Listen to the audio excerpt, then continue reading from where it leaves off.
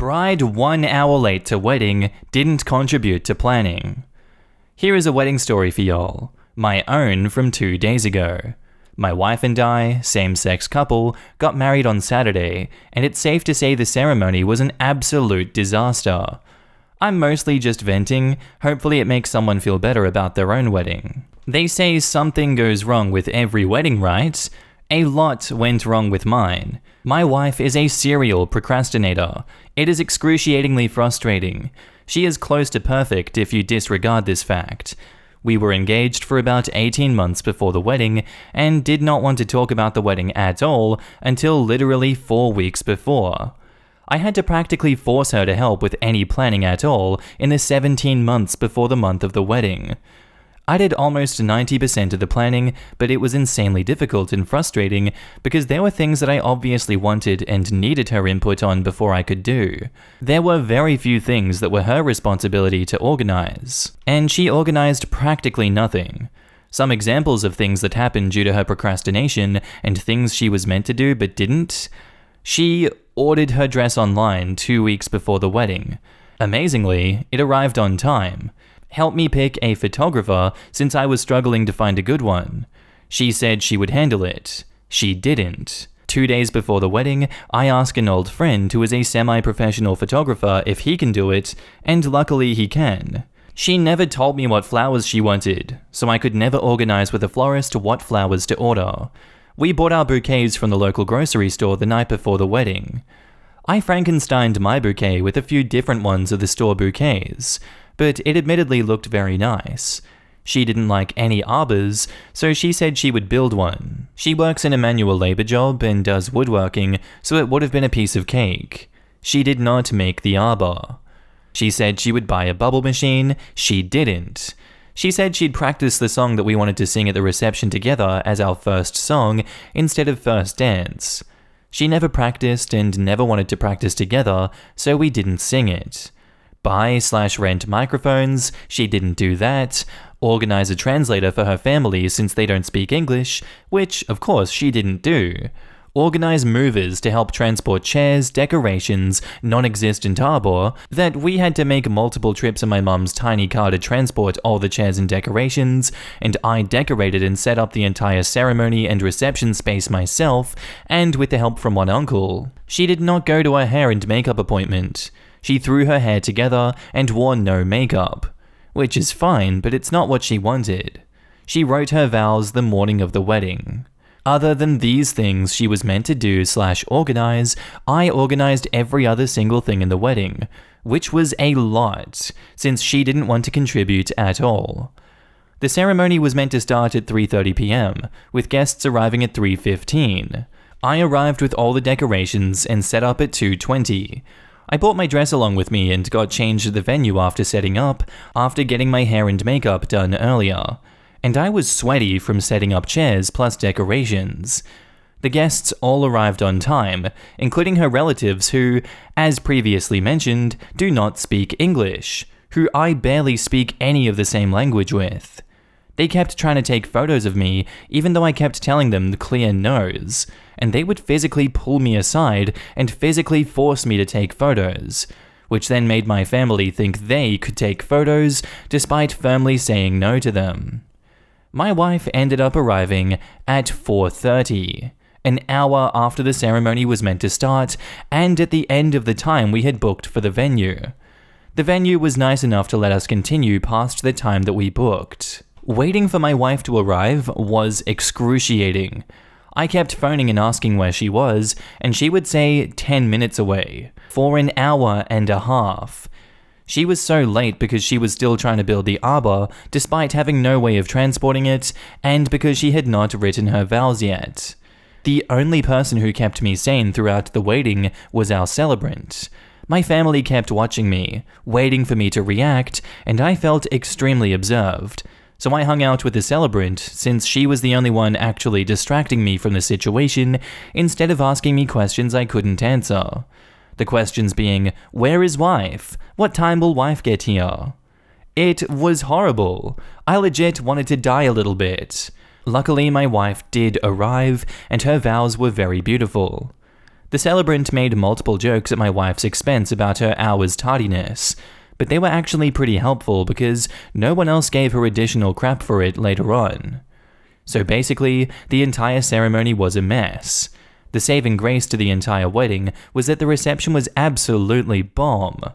Minus the lack of song and microphone for speeches, it was honestly perfect and went so much better than I could have possibly expected it to, and was so incredibly fun and amazing. And because it ended on such a good note, the guests all ended up being very happy. The two good things to come out of my wife's extreme tardiness were that she is never allowed to be mad at me again for being late to something, ever, for the rest of our lives. And everyone's opinions of me skyrocketed because I did not lose my crap and stayed patient, externally. Almost every guest told me that I had the patience of an angel and couldn't believe that I could handle the situation. Again, externally. Now that it's all over, and I'm on my honeymoon, I'm kinda trapped between two mindsets of being pretty pissed at how things happened, and how we missed out on doing so many of the things we wanted because my wife did not organize a single thing that she said she would organize, and the mindset of what's done is done, and there is no point worrying about it because it happened, and it's over, and there is nothing that can be changed, so what's the point of stressing about it and being angry? It has definitely awoken me to the extent of my wife's procrastination though, and I'm going to consistently lie to her in the future about the times that things start, /dates important things happen, so that we are, /she is, not late to important things in the future. Which I have already begun doing by lying about our honeymoon flights. Wish me luck, y'all. And now in the comments, enjoy your honeymoon, you deserve it. Couples counseling as soon as you get home. She needs to step up to the plate. And OP replies, I agree. Also, I don't know how you'd bring it up, but it sounds like adult ADHD might be an issue for her, and meds or CBT might help. It's very hard for adult women, and non-adult girls, to realize they have it because we aren't usually the hyperactive type. We also tend to have issues doing things unless it's last minute. It's not procrastination, it's executive dysfunction, and it's hard to explain. I'm not saying this to excuse not getting it done, but if it's ADHD, she needs to use different techniques to be productive than you would. Check out the channel How to ADHD on YouTube and look for the videos about being in a relationship with someone with ADHD. It helped my husband a lot. I'm glad the vows were beautiful because I'm not sure I wouldn't be furious at her for prioritizing her vows and the arbor over you and all the guests waiting for over an hour for her. That is some next level poor behavior, and good thing your venue, you, and efficient were flexible. My efficient said he would cancel the whole thing if we were late. I legit had to tell and stress to my mother-in-law that we were going to start exactly on time, so she best not be late. She ran right in as I pulled up. And OP says, my celebrant was honestly an angel. I am so grateful for her. Please, please, please invest in counseling, together and individually. Procrastination can be rooted in anxiety. Speaking from experience here. And OP says, it absolutely is.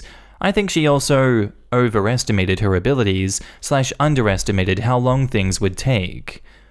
Procrastination can also be from neurodivergence. I recognize those traits in many of my ADHD friends. I'm autistic, and the polar opposite is I overplan and everything has to be perfect ages before the deadline or I feel physically ill. But other autistic people have the overwhelming feeling and procrastinate. I'm gonna be honest, it sounds like there wasn't much enthusiasm for the wedding on your wife's side at all. You are a saint for still going through with the wedding, and hopefully your marriage turns out okay. I think you guys really need to have a talk about this though, because there's procrastination, and then there is zero contribution towards one of the biggest milestones in a person's life. And now on to the update.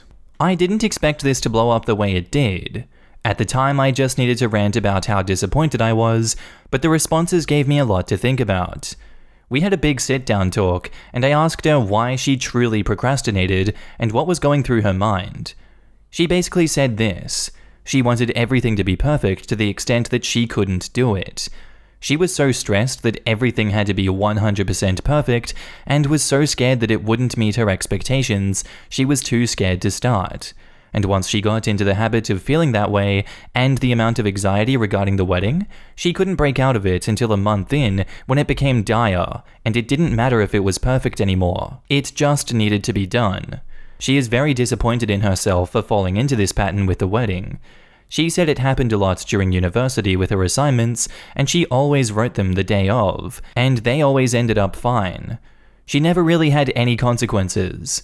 She truly didn't think about how stressed I would be and how embarrassing it would be for me if she was so late. She forgot that the venue booking was only until 4:30. She feels this is the first time she has had any real consequences for procrastinating, being my misery. I believe her when she said how sorry she was and how terrible she felt. She said she felt a lot of shame for making me take the brunt of the work and basically standing me up for an hour because she got herself in such a stressed state because she was obsessed with it being perfect. She said that when she felt stressed, up until last month, she felt like if she was in a bad mood when she planned it, she would be in a bad mood on the day and not enjoy the wedding. We talked about whether that was logical or not, and she agreed it wasn't, but that she couldn't do it when she felt bad, which was all the time since she was stressing about it being perfect. It unfortunately ended with her not really contributing a single thing to the wedding planning and organizing because she felt unable to break out of that mindset. As for the day of, she felt she underestimated how long it would take to do things, and honestly lost track of time. She did indeed want me to marry her, and wedding avoiding wasn't due to that. I had that thought during the planning or lack of planning, and she assured me she wanted to get married. She was also the one who said she wanted to get married, and legally we got married before the wedding without any difficulty. She also did want the wedding, and how it was planned ticked most of the buckets for things she wanted. I did not force her into a marriage or wedding that she didn't want, like 50% of the comments were suggesting. She admitted there were a few things that she would have done a bit differently, but recognized that with the approaching deadline, stuff just needed doing, and I couldn't keep waiting for her. I will bring up the ADHD later, because it was a bit much to bring up all in one conversation, but I will bring it up, and I'll keep an eye out for anything else that possibly matches. We are both autistic, but have very different strengths and weaknesses. I assumed that our differences were different presentations of autism and didn't even consider that she might have an additional neurodiversity. I appreciate how many people were angry on my behalf. I had crossed into apathy a bit to cope, I think. Thanks to everyone who responded. I really do appreciate everyone's opinions and concern. And now in the comments, okay, so everything the wife said about procrastinating is a whole-ass mood, but that crap is still so infuriating. That is your wife that you left waiting at your wedding for an entire hour and a half, alone, in front of family. I sank through the floor in embarrassment just reading this. If I were actually OP waiting alone at their wedding, I would have lost my mind. I'm the king of that perfectionism/procrastination/avoidance stance myself.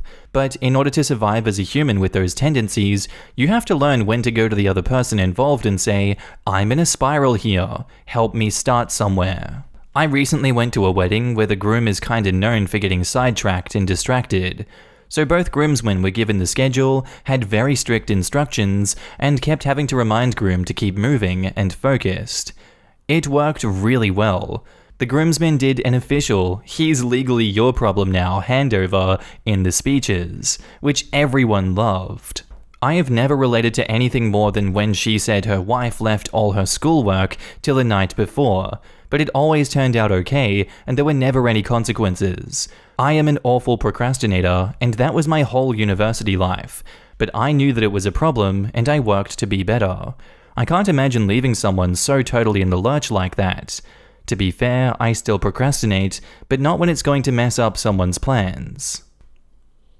Our next post is titled, Am I the asshole for accidentally revealing that someone's husband named their baby after a Homestuck character, which directly resulted in their pending divorce? Trust me, I know this sounds ridiculous, and if it wasn't happening to me, I wouldn't believe it either. So I work in childcare, and recently we enrolled a new baby named Vriska. Now, we're encouraged to build a rapport with the parents and to talk to them about shared interests whenever possible. So I often talk to some parents about nerdy things or others about fashion and makeup, etc. When I meet the mother for a pickup, I told her how cool it was that her child was named Vriska. Even though I personally don't think it's cool to name your children after your fandoms, but I wasn't about to say that. And told her that I also loved Homestuck, thinking it would be a quick way to build rapport. The mother looked genuinely confused and asked me what Homestuck was, so I told her it was a comic and one of the characters was called Vriska. But sensing the awkward air, I quickly said, "Oh, never mind. It's probably a coincidence, don't mind me." But I was confused because I'm sure the name Vriska didn't exist before Homestuck. She proceeded to tell me that Vriska was a cute original name that her husband came up with from the word Vrishchika, which is Hindi for Scorpio. But that's also straight up Homestuck Vriska's name origin. Apparently, he went so far as to create a fake paper trail of his research and showed her books and sites on the word Vrishchika, so she'd believe him without looking into it. She's one of those crystals and astrology types, and was gushing about how thoughtful he was because he's not into her beliefs, and that he thinks they're stupid. So it was such a sweet gesture for him to go into so much trouble researching a name that aligned with her beliefs, and I'm just nodding along politely because I am internally losing my mind. Long story short, she came back to pull baby Vriska out of the program because she's moving in with her parents, and personally thanked me because she googled Vriska and got her now ex to fess up the whole truth, and basically that he really loved the character Vriska, and that she didn't know about it because that love was the waifu love, rather than the I relate to this character love. So, as you can imagine, she was furious and decided to leave her husband for lying to her, among other things. I'm honestly guilt-ridden that I directly shattered a marriage, and now baby Vriska will suffer because of this, which is why I think I could be the asshole. I don't know the whole story. Maybe he's a really good father. But I also think maybe I'm not the asshole because who wants a husband who quite frankly sounds manipulative and insane? I'm torn over this because my friends think I did the mother a favor, but my family and co-workers can't believe I broke a marriage over a simple name. So Reddit, what's my verdict? And now in the comments, not the asshole OP. She would have found out sooner or later. You were just making conversation. I'm sure this wasn't the only reason why she chose to leave him. And OP replies, yeah, baby Vriska was in the youngest program, so I'm trying to convince myself it's only a matter of time. There is no way this won't come out, but it feels very heavy being the one to instigate it. Look, you didn't make him go to great lengths to lie to her and cover his tracks. The only person responsible for this marriage imploding is the one who not only lied, but literally forged multiple references, including print materials, in order to get his way about a kid's name, in order to name his baby daughter after his fictional crush. Don't feel guilty. You did her a favor, because someone who will go to those lengths to do that has other cobwebs in his attic as well, and you might have saved his wife and daughter a lot of future grief with this. Yeah, I almost missed the whole naming my daughter after someone I want to screw aspect, and that's actually so foul. WTF. Even more layers of foul when you know Vriska in the webcomic is like, what, 13? So he names his child after a child he was sexually attracted to in a comic. Nasty stuff. The name definitely isn't the only reason they broke up. Not the asshole. Not by a long shot. You were the first who recognized the name, and you certainly wouldn't have been the last. You probably did them a solid by getting this discovery out of the way so soon, because honestly, any father/husband who would go to such lengths to deceive a partner needs serious help. And I'm sure it's not just this issue he deceived her about. And OP replies, that's one of the reasons why she specifically wanted to thank me. She's looking into legally changing baby Vriska's name, and apparently there is a very short time window you can do that without a full-blown court order or something. Not the asshole. It's unbelievable she never googled her own kid's name before. Also, he's a dick for tricking her into naming her kid after his waifu. You didn't break up a marriage, but you definitely did her and baby Vriska a favor. And OP says, that's the thing. She googled Vrishchika and it was legit. He also told her he completely came up with Vriska on his own. I think she was naive and trusting, which I also think is why she must have steamrolled the divorce process. She told me so much just clicked, and she woke up. Yeah, I mean, it's clear this wasn't the only shitty thing he did. He has clearly been lying about other stuff, and the Vriska thing was just what made her open her eyes to it. You absolutely saved her from further lies. It's very unlikely the guy only did this one toxic thing. You did good. Like, did he really think no other Homestuck fan would ever put 2 and 2 together? And now on to the update. First of all, got a lot of "this is fake" comments, and once again, all I can say is, buddy, I wish this was fake. The mother came back today to finalize things. I can safely say that baby Vriska is no longer Vriska. The mum was able to apply for a change of name as she was less than 12 months old, and because she went to court and had a lot of evidence in her favor, it went smoothly enough. She also told me he did in fact know that she would eventually realize the truth, but had researched the 12-month rule in changing your baby's name, and apparently his plan was just hoping to wait out the time limit. It would be too late to apply after a year, and with COVID and them not seeing anyone because they isolated strictly, his plan was honestly working until I came along. Vriska is now named Artemis because she still wanted a Scorpio-based name because she wanted to take back power after what her ex did to her. He hates the new name, by the way. Plus, apparently she had been calling Artemis Vrissy this whole time, and she's transitioning into calling her Missy. Hopefully Missy will stick, because while naming your kid after mythology is more accepted, I still think the kid will be bullied. I don't know, not my place to judge. So she and baby Artemis are going well. They are living with her parents while she is still sorting out the divorce. She's also aiming for full custody, and from the sound of it, she's confident she's gonna get it. And I'm happy about that since, as the mother stressed, it wasn't the name that caused the divorce, it was the lying and manipulation. She didn't feel safe after she realized the lengths that he could go to get his way. That was one wild ride. I'm gonna go lay down. And now in the comments, parents, remember, your child has to live with the name, not you. I'm still waiting to see the fallout for all the babies named Khaleesi. I know a woman with a daughter named Khaleesi and a son named Spartacus. I shit you not. Those poor kids. If I were them, I'd probably just start using a normal, unassuming name in public, like Kelly or Steve. I'm sorry, but how could OP's family and co-workers think OP is responsible for the marriage breaking up? That doesn't make any sense whatsoever. I've read people think the adult daughter is responsible for her parents' divorce because she told her mum that her father cheated. So yeah, these people existed. Not really the whole point, but having divorced parents will do less damage than being named after a fictional character your father is romantically or sexually attracted to. So glad they escaped and got that name changed. And that's where I'm going to leave the episode for today, guys. I do hope you enjoyed. If you did, let me know what you thought of it down below, and I'll see you in the next one. Bye.